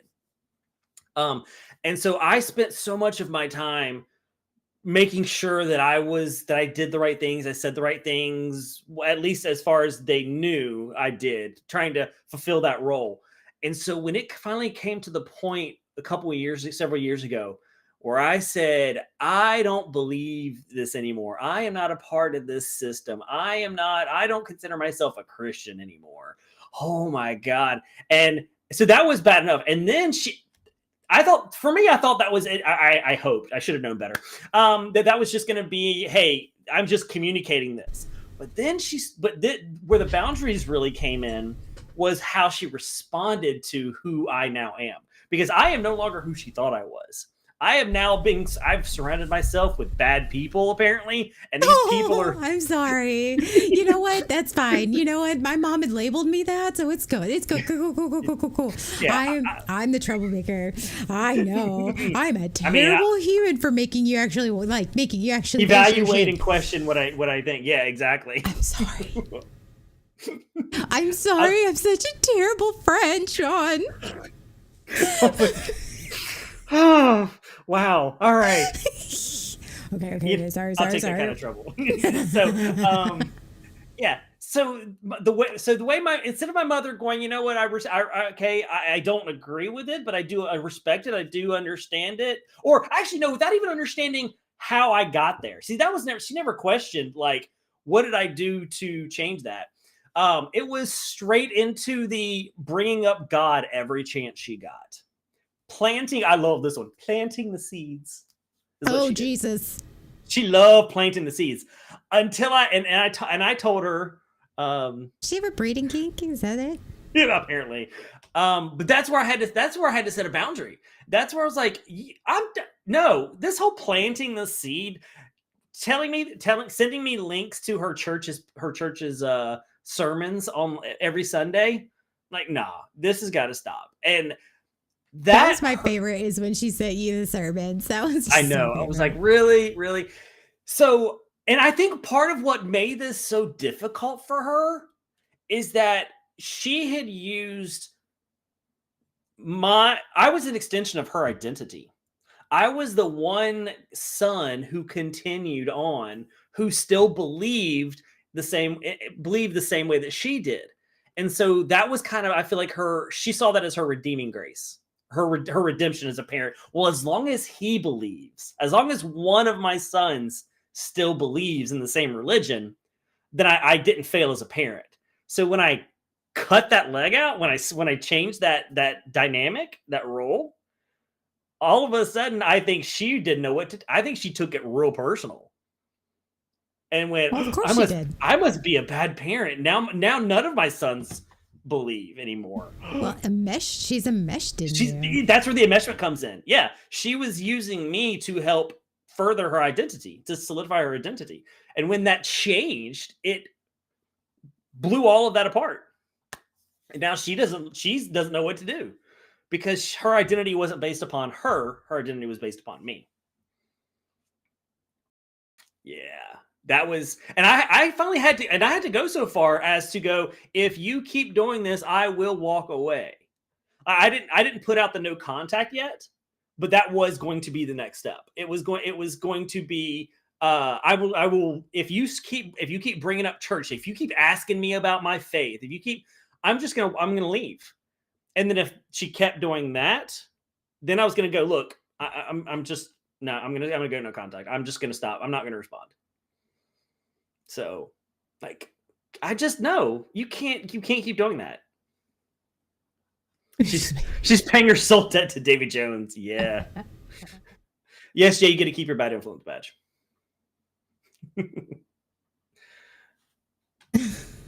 So, yeah. But the thing, I think, and this honestly, this podcast is also proof, and just our work is proof, is that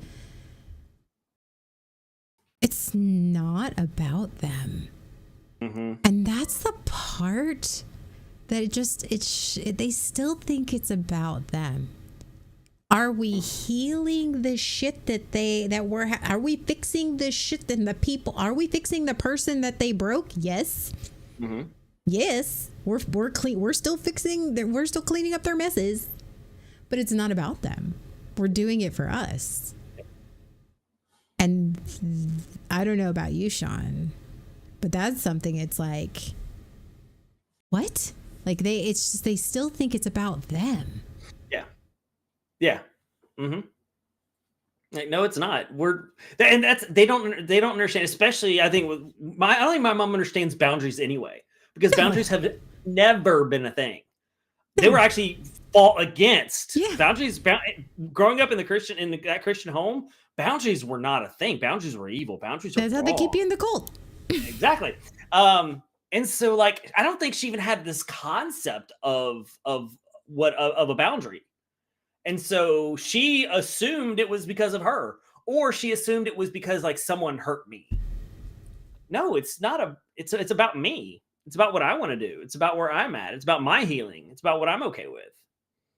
You know what? Not The hard truth that I had to come to the realization about, and talking about boundaries with my mom.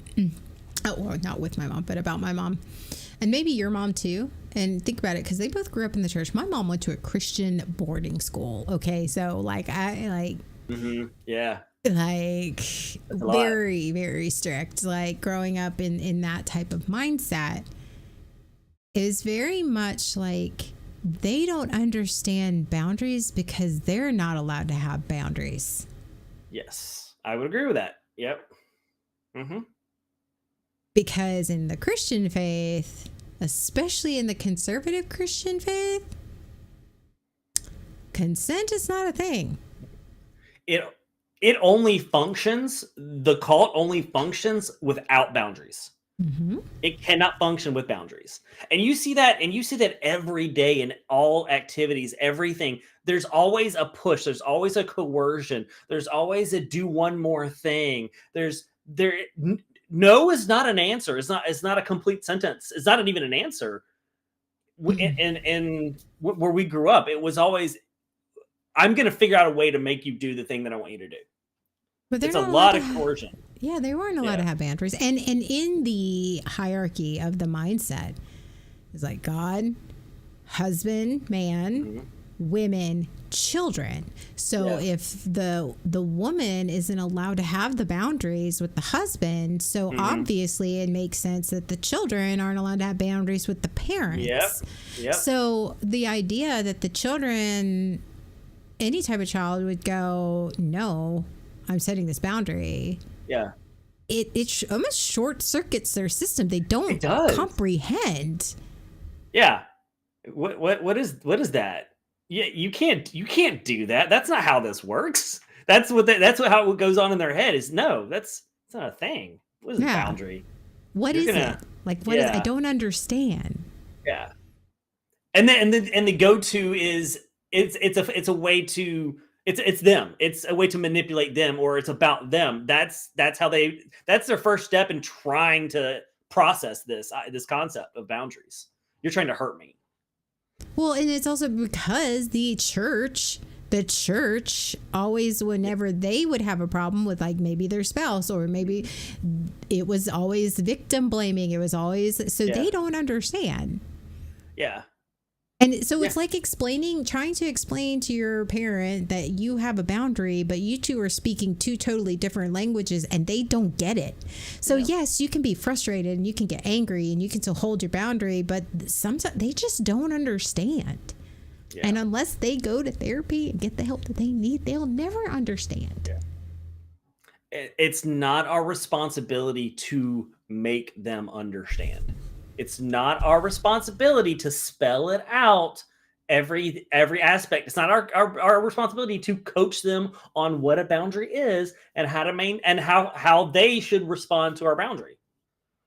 Because in certain situations, in our situations, I would say in mine, the more I try to explain a boundary, the more I'm actually giving them to subvert that boundary. Yeah. Now I'm not saying that's everybody. I'm saying with my mother, if I sat and explained every aspect of why I need to set this boundary, she will then attempt to find the loophole because she did. She, in the little information I gave her, she did attempt to find the loophole. Hence the reason I went no contact, because I got done with that shit. Yeah, There's there's a point where that is the only option. Yeah, and exactly, some parents think that they know best. Yep. But I also want to shout out, because I know we're talking a lot of shit about our parents right now, but I mean, we do love. Well, I can't speak for Sean. I do love my parents. Mm-hmm. I do.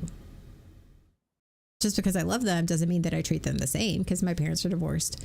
But I do have to get a shout out for Papa Rooks, though, because look, especially in his last visit, he really, I mean, he's getting up there in the years. I wouldn't say how old he is, but he really listened. And it's one of those, he recognizes, and he was asking the questions, and it wasn't that he was asking the questions to try to use it to manipulate or anything. He was genuinely, like, he saw me as an adult, and he saw me as going, I wish I had I remember him saying, I wish I had the resources that you do now. I said, but you do. And I think it's in that his desire to want to, even as an older person, still wanting to going, you know what, it's not too late for me to learn. It's not too late for me to want to better myself. It's not too late for me to heal. And I think that is a stark difference. You know, some parents will ask you questions like, what's all this about, to use it to try to manipulate you. You can trust your gut. Trust your gut, because as their kid, you know the difference. You know. Yeah, there's an explanation for understanding, and there's an explanation for loopholes. And that's okay too. Yeah. That's okay too. Because the reality is our parents are just two people who had sex and conceived a kid.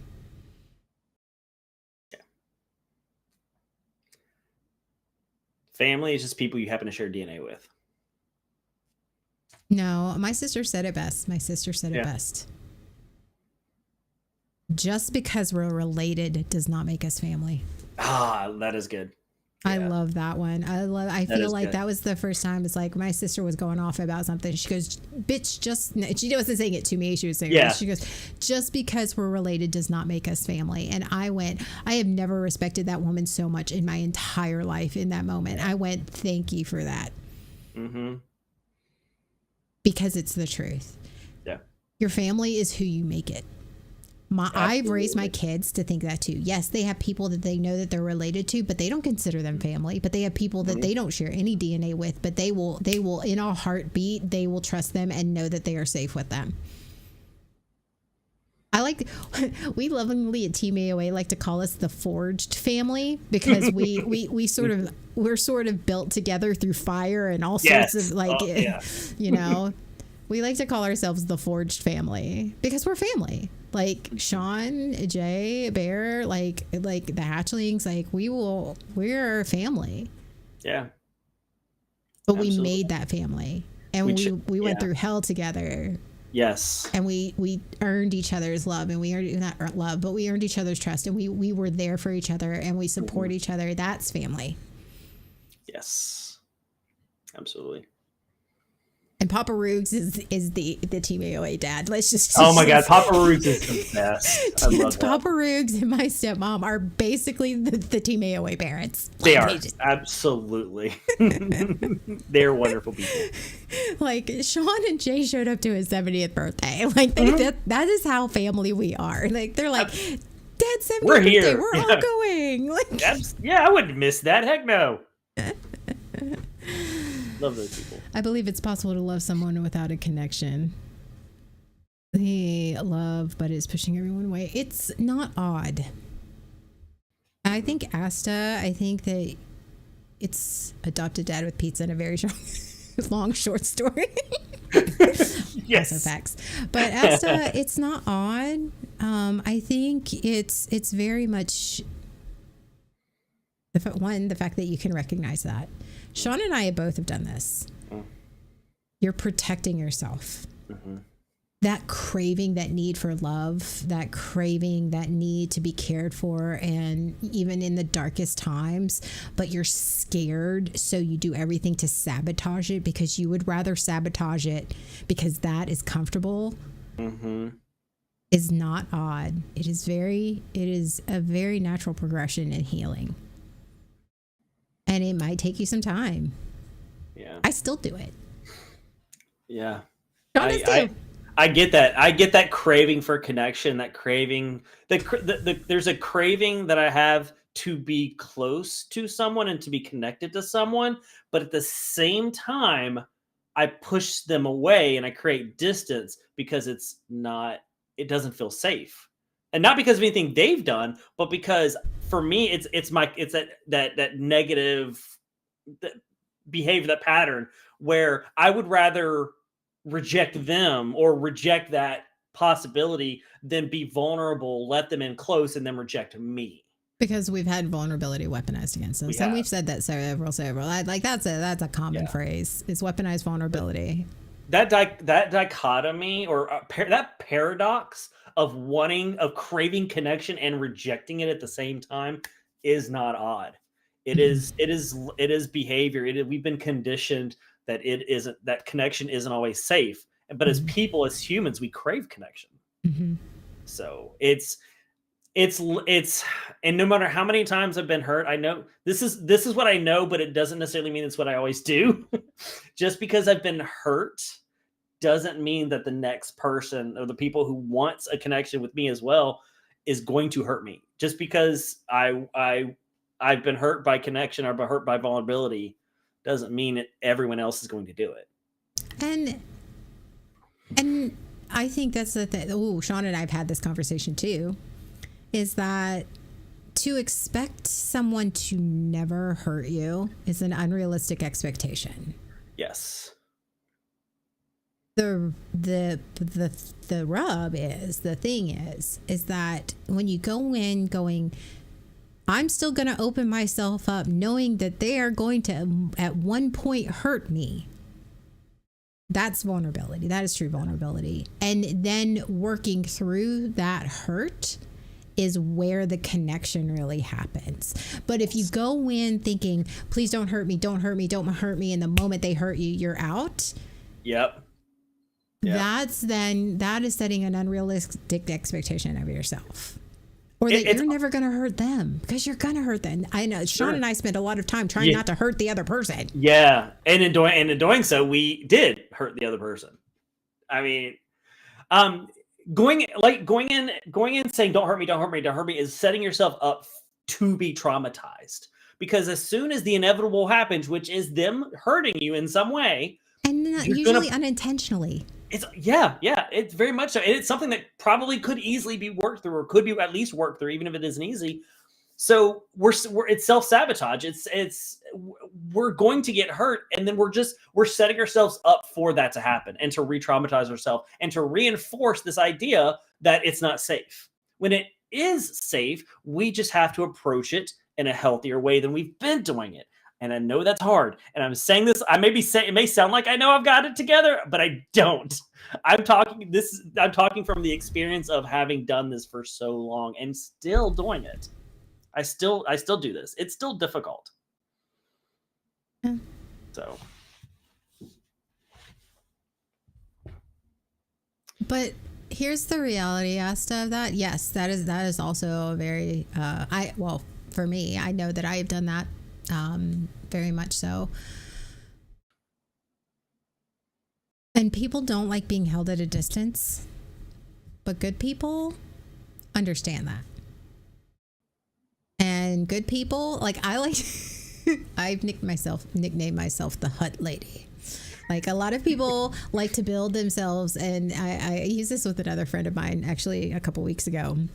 And it's like they like to build themselves in these fortresses with these high, thick walls that are heavily guarded. And it's not about forcing your way into that person's fortress, because you can't do that, because they will see that as an attack.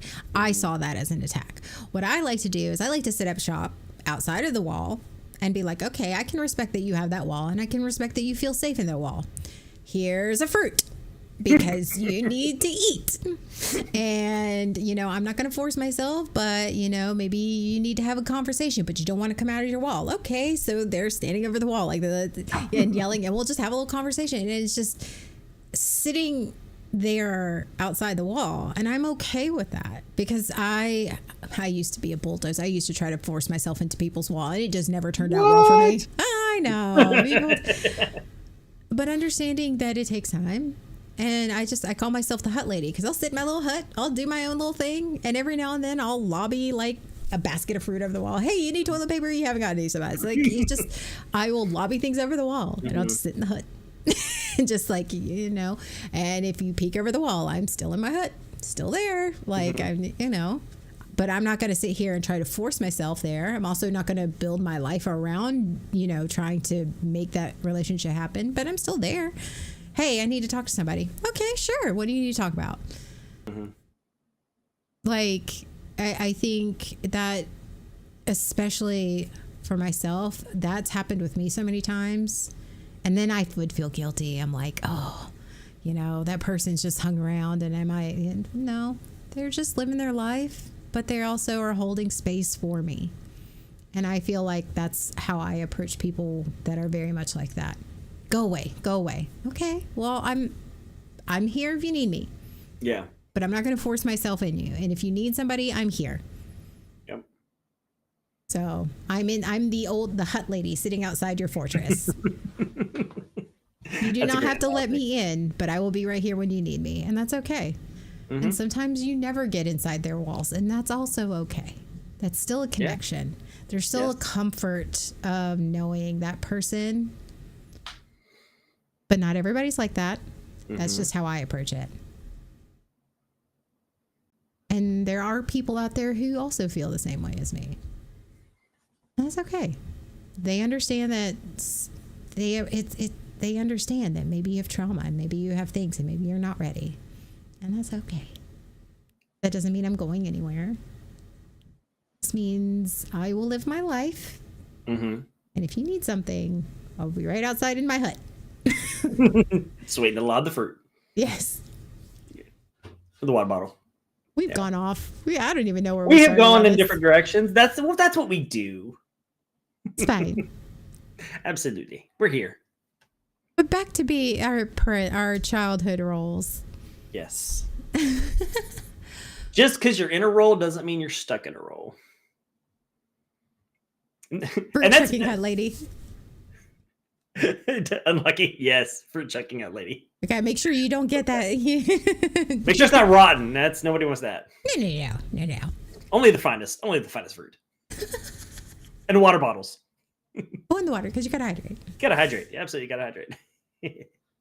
What's the role that? What is the role that your parents like? I mean, we know golden child, but like, what is like the role that was that your parent, that is your title? What is like golden child? Yes, but what is like the thing that your family sees you at, that you're disrupting, that you're rejecting?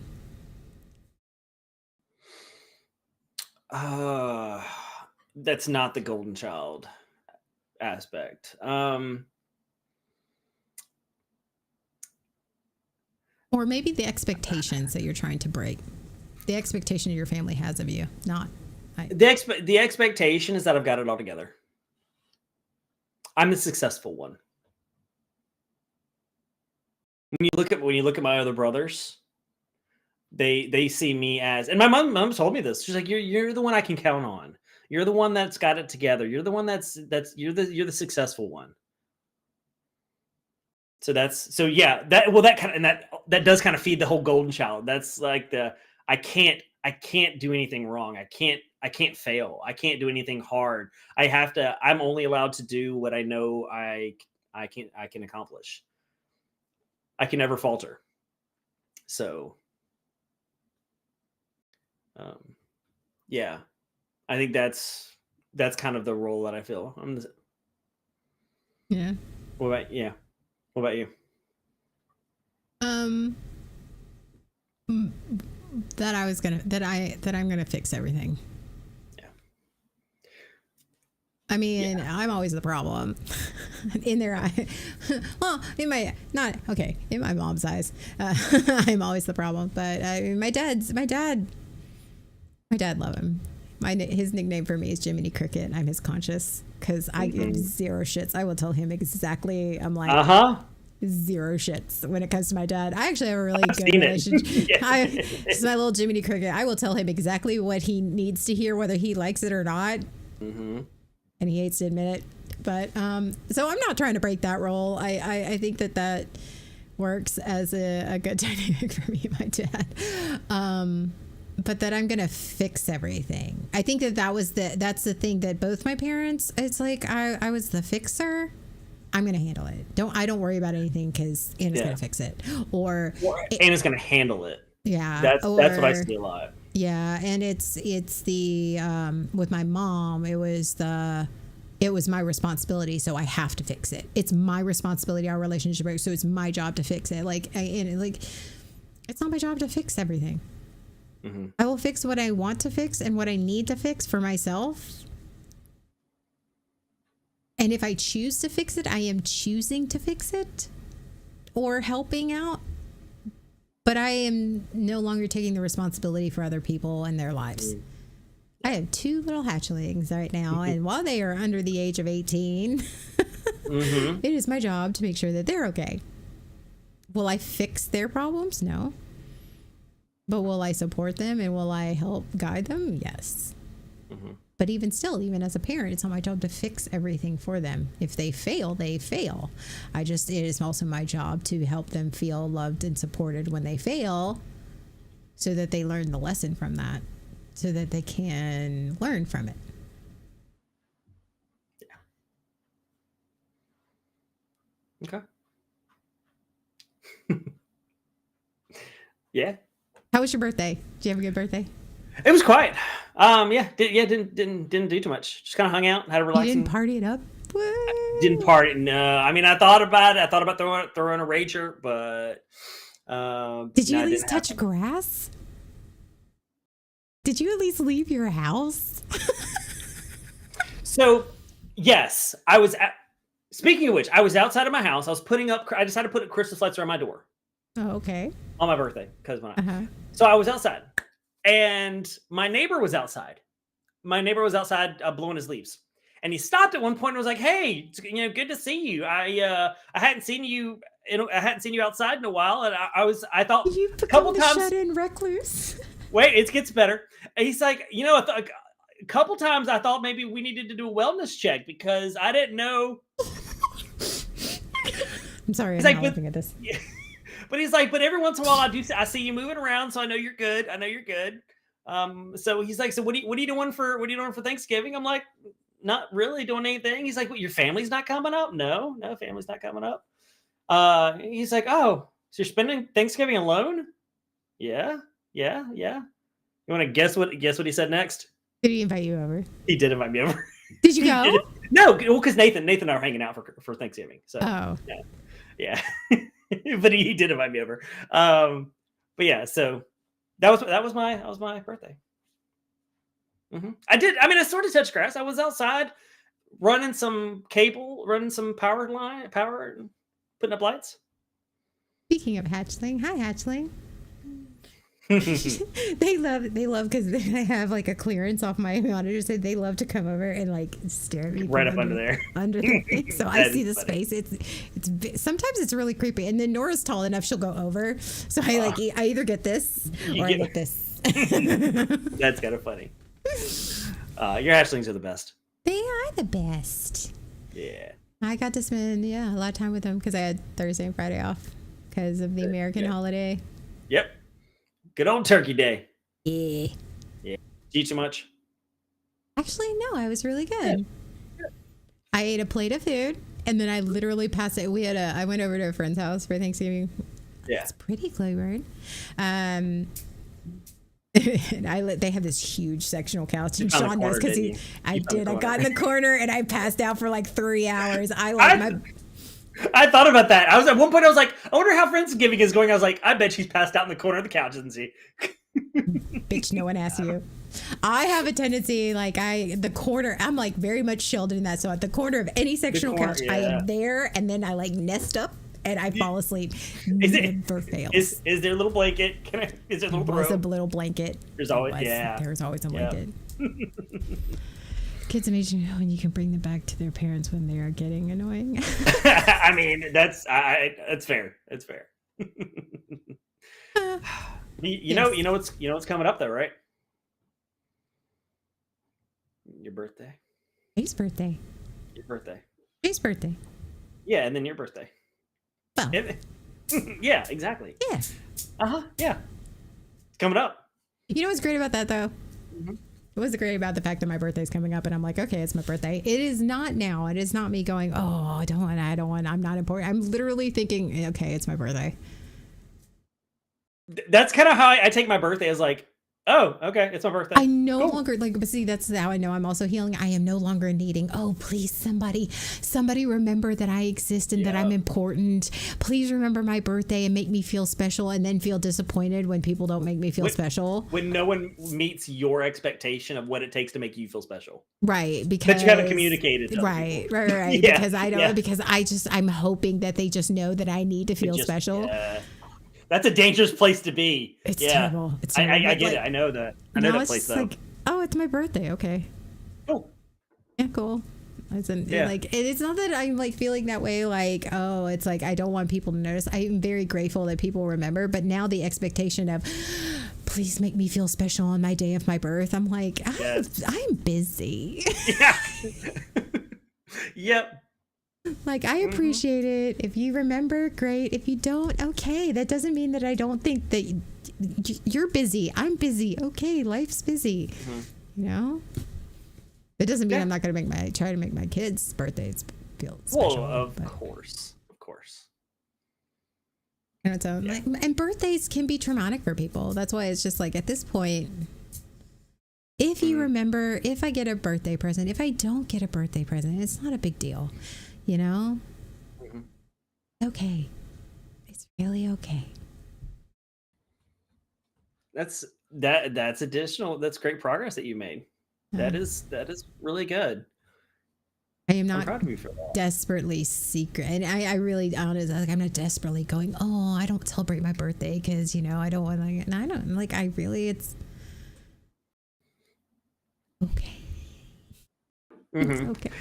You see it as another day without using that as a way to mask the insecurities of it. It is simply that. It's another day.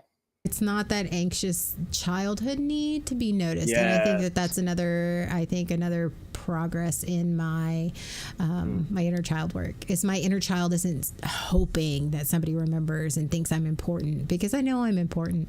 I know I am important to a lot of people. I know I am important to my kids. I'm important to you guys. I am important, and I am important to myself. So the need for a special reason for somebody to make me, to tell me that I'm important is gone. So yes, my birthday is coming up this week. Jay's birthday is coming up this week. We realized that our birthdays are very close together. And Sean's birthday was last week. Mine's We're all in within the a week. rearview mirror. Yep. Yep. Our parents got frisky on Valentine's Day.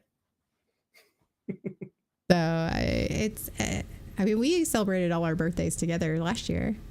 Yeah, we did. Yeah. It was a lot of fun. But yeah, a little fun fact about that. I was at my extended family Thanksgiving thing yesterday, and I was like, "Oh, you guys remodeled?" And they were like, "Yeah, well, we remodeled last year, weren't you? Why did my family, my entire family, forgot that I wasn't there last year?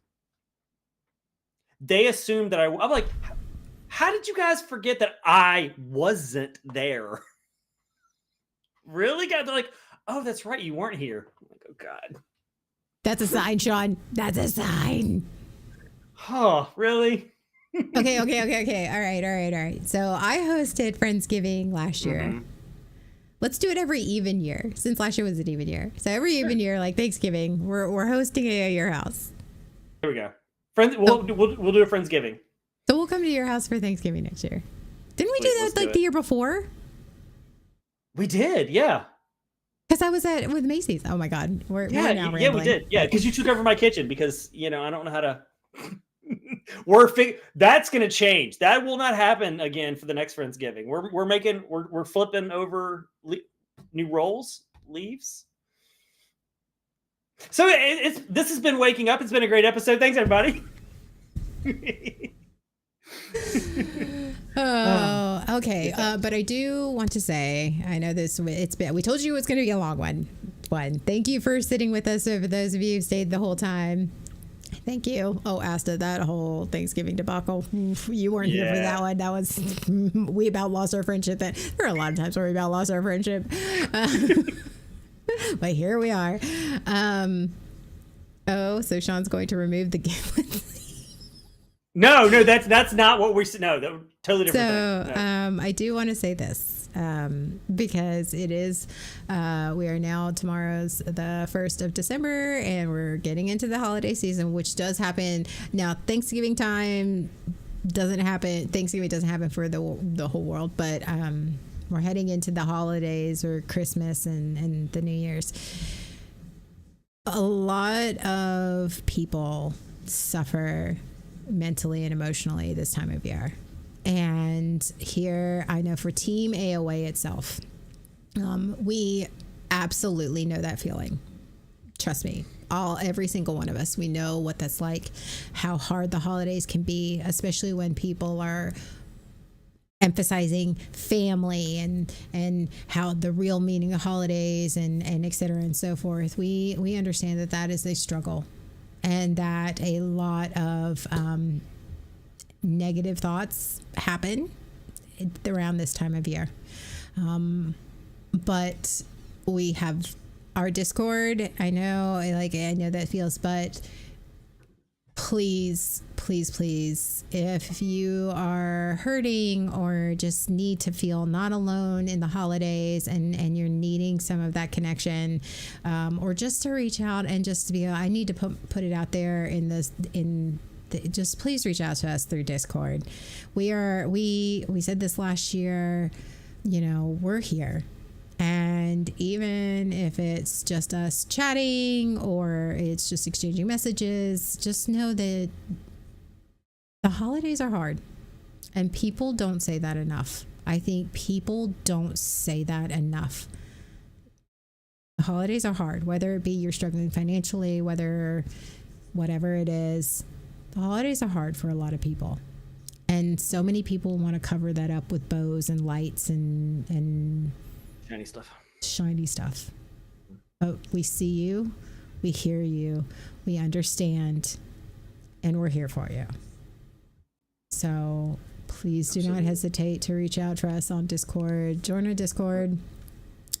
One of us is always messaging something. I was posting my Christmas tree because I love my Christmas tree. Yeah, I love my Christmas tree. Really just one of us is always responding. Post something, send something. Yes. Even if it's something done, even if you're proud of something and just want to share, it's fine. Yeah. We have a show and tell channel that is totally random stuff that you're like, "Ooh, look at this! Look what I did." Or if you have a question, like you say, or you just I'm feeling this way. Has anyone ever felt this way? Yep. Yeah. Exactly. So. And someone will respond. We respond as best we can. So. Yes. So please know that the holidays are hard, and we understand, and we're here for you. Anyone in Team AOA.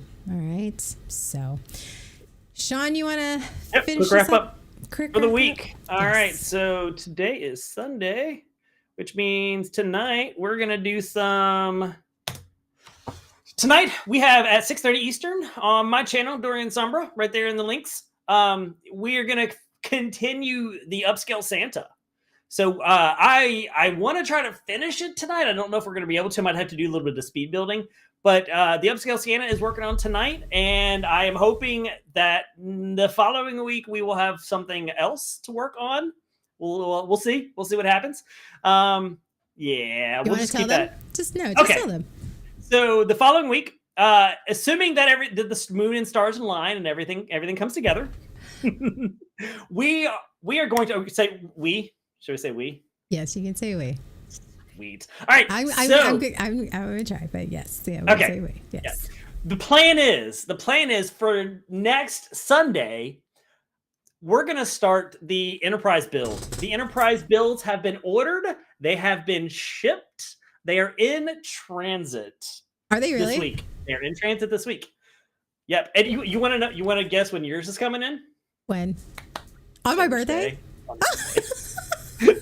Yep. So Enterprise, Oh should be here before next Sunday. So what we're planning next Sunday is Anna and I are gonna both build Enterprise. It is not a speed build. We are not speed building the Enterprise. We are just going to both start building the Enterprise on the stream. So you get both of us for Let's Build. Teaser, yeah. There you go, exactly. Calvino wants a Moogs. Do you still have them? Oh shit. Uh-oh. I do have them. Hey, Calvino. Hi, Calvino. Maybe next time. I don't know where I put them because as you can tell, I cleaned up my background and I just so. maybe remind us for 3 Bards and a Dragon. Maybe you'll find them. Maybe yes. Yeah, Kevin, remind us of 3 Bards and a Dragon that we owe you in a Moogs. I do owe you Moogs, and we need to refund Astas for his hotline. Yes. Well, now that if we're gonna do that, what? Yay! If we're gonna do the build, I'm gonna need to have to literally do a whole new setup so that I can. So that is a plan. There's always possible something crazy will happen in between then, but that is our plan right now. Is you're gonna get both us for Let's Build as we're gonna start at the Enterprise. I am so it's excited. Sean's way of making sure I build this one, like the Hogwarts one. I mean, I have. You have a few. I think you've got a few in the backlog. I do. Mm-hmm. I do. So that's gonna be fun. So that'll be next. We're planning for that for next Sunday.